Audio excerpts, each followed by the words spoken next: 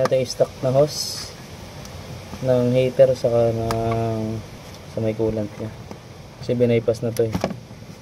Kasi nung pinabaklas sa ng aircon, binaypas na to. Nung papunta sa heater yan, oh. Dalawang yan.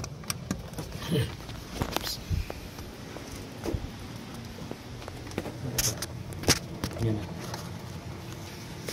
Bali magagamit mo ulit yung heater niya. Kasi yung luma.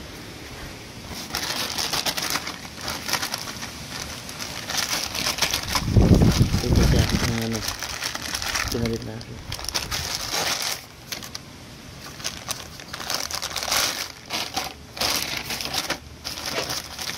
Pinutol na kasi ito.